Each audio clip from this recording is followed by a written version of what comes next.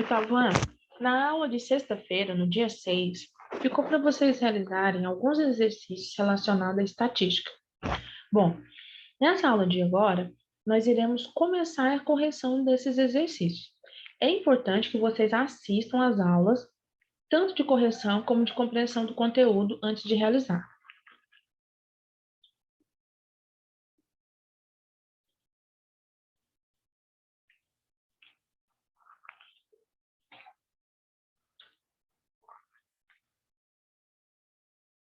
Bom, o primeiro exercício é na página 147, número 1.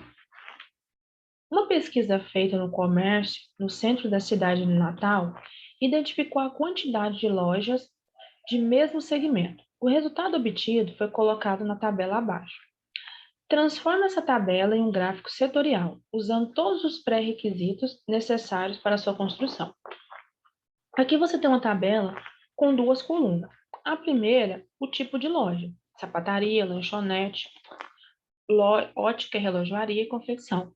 E a quantidade que tem: sapataria são 25, lanchonete 450, relojoaria e ótica 180 e confecção 520. A partir disso, eu vou criar um gráfico setorial.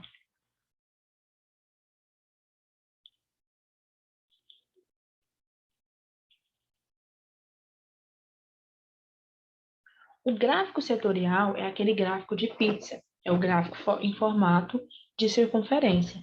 Para que eu possa fazer esse gráfico, eu preciso primeiro saber as porcentagens que correspondem a cada um desse tipo de loja. Bom, nós vimos que a porcentagem ela vai ser dada através da divisão entre o número de lojas, ou seja, aquilo que eu quero, dividido pelo total de lojas. Ele não falou o total de lojas, ele só disse que as lojas elas eram separadas. Então você vai ter que somar o número de lojas de sapataria, de lanchonete, de ótica, relojoaria e confecção. Quando você somar todos esses valores, você vai encontrar 1.400. Ou seja, tem 1.400 lojas diferentes ali. Bom, agora eu vou calcular a porcentagem por loja, começando pela sapataria. Eu tenho 250 sapataria de um total de 1.400 lojas. Eu quero a resposta em porcentagem, então vou multiplicar por 100%. Bom, aqui você pode multiplicar 250 por 100 e dividir por 1.400, ou você pode dividir 250 por 1.400 e multiplicar por 1.000. Todas as formas você vai chegar na mesma resposta. Eu optei por cancelar primeiro os zeros, para ficar mais simples a conta. Por quê? O 100, ele tem 2 zeros. O 1.400 também tem 2, então eu cancelei. O 100 ficou apenas 1, que multiplicado por 250 vai ser 250. Como eu cancelei 2 zeros do 1.400, ele ficou apenas 14. Então, ficamos com 250 dividido por 14, que vai ser 17,8%. Já as lanchonetes, eu tenho 450 lanchonetes de um total de 1.400 e eu vou multiplicar por 100. Eu fiz o mesmo processo, cancelei primeiro 2 zeros do 100 com 2 zeros do 1.400. O 100 ficou apenas 1, 1 vezes 450, 450. 1.400, cancelei os 2 zeros, ficou apenas 14. 450 dividido por 14, 32,1%. Ótica e relojoaria, 180 lojas, dividido por 1.400, vezes 100. Cancelei os 2 zeros, fiquei com 1 vezes 180, 180, dividido por 14, 12,8%. Confecção, 520 lojas, de um total de 1.400 lojas, e eu multipliquei por 100. Cancelei os 2 zeros, fiquei apenas com 1 no 100. 1 vezes 520, 520, dividido por 14, 37,1%. Depois disso, eu fiz a divisão. Eu desenhei a circunferência e coloquei as porcentagens. Observe que, ao dividir a circunferência no meio, você vai ter 50% na parte de cima e 50% na parte de baixo. Então, a partir dali, você vai analisar qual é a constituição. 37,1% é maior, depois nós vemos 32,1%, depois 17,8% e, por último, 12,8%. Quando você tem gráficos, você precisa colorir eles. Então, quanto mais colorido, melhor. E eles têm que conter as informações que você precisa. Então, aqui eu poderia até acrescentar os nomes, sapataria, lanchonete e assim por diante. Nosso próximo exercício é na página 148, número 2.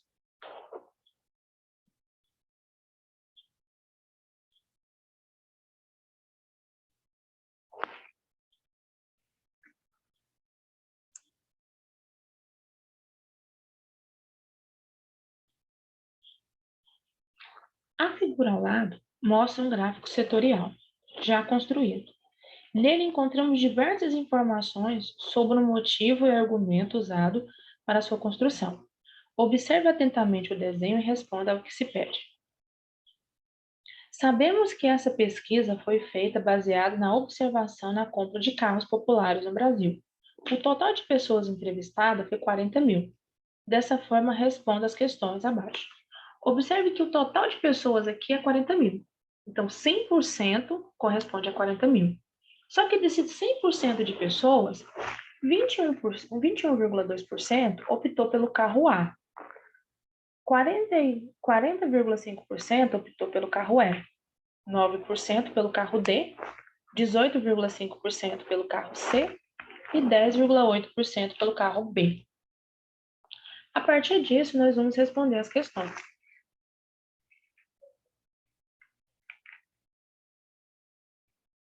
Bom, letra A, ela diz o seguinte: quantas pessoas adquiriram um carro popular mais vendido?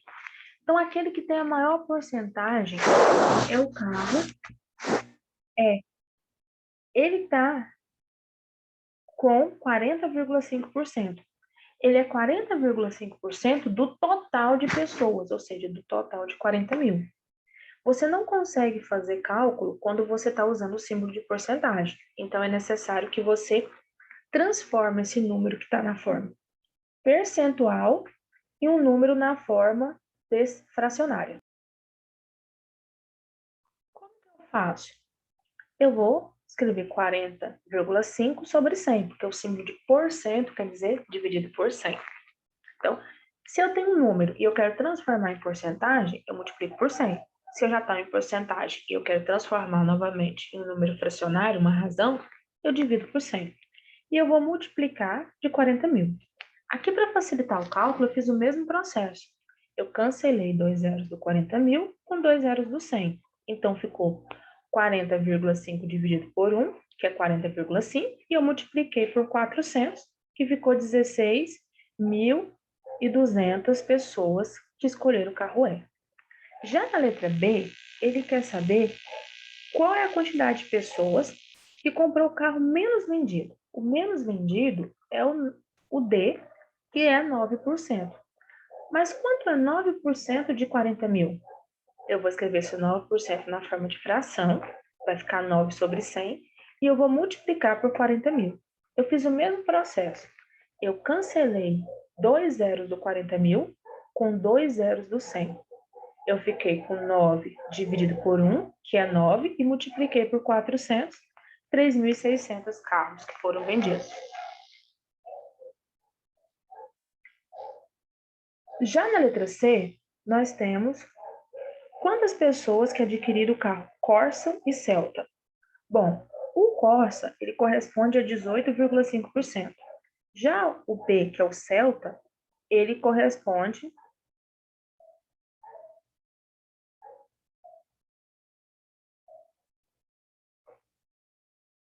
a 10,8%.